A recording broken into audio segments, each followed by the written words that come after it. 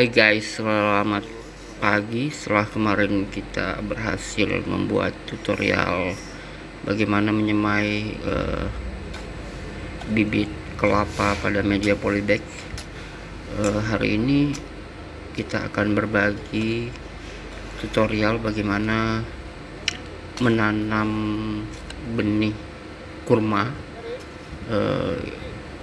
yang awalnya di media polybag, karena ini beli gitu ya, ke dalam media tanam yang lebih luas, baik di kebun maupun di pekarangan.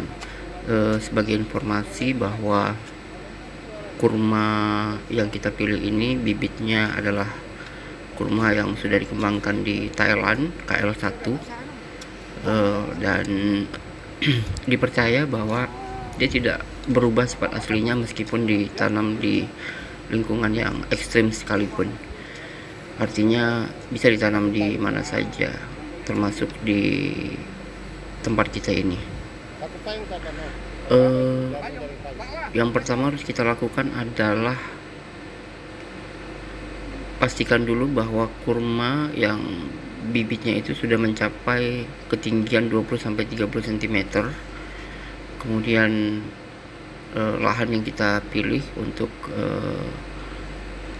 menanamnya itu, kalau dapat sih sinar mataharinya cukup itu. Kemudian sedikit dari gangguan angin, karena apabila ditanam dia bergoyang-goyang, dia mengganggu di proses pembesarannya gitu ya.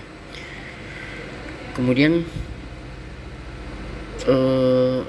lubang yang harus kita siapkan itu berkedalaman 50 cm. Minimal jarak yang dibutuhkan adalah 7 x 7 meter, dimana diameter lubang sekitar 60 cm. Kemudian yang harus dilakukan juga sebelumnya adalah meletakkan pupuk ke dalam lubang-lubang yang kita siapkan tadi, dan didiamkan selama 1 minggu, dan upayakan menggunakan pupuk kompos yang baik gitu ya, bukan pupuk kimia. Pupuk kimia bisa juga, tapi pada saat pembesaran nanti.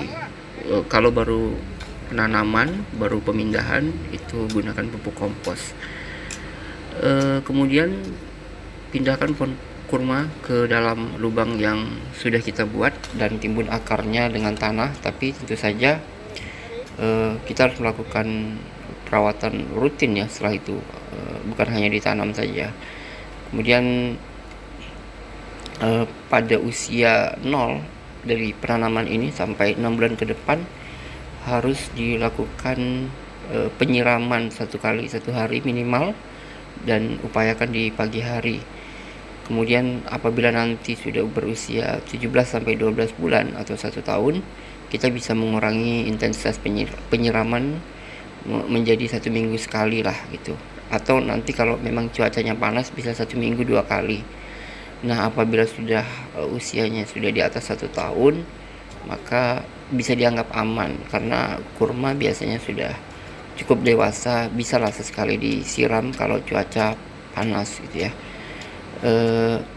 Dan yang paling penting untuk digarisbawahi adalah jangan menyiram di siang hari, terutama di terik matahari. Karena apa? Karena daun kurma sama dengan jenis daun kelapa sawit dan jenis lainnya yang daunnya mudah terbakar.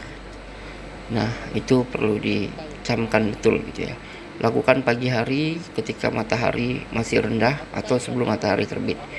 Oke, itu tips kita hari ini. Selamat mencoba, semoga berhasil.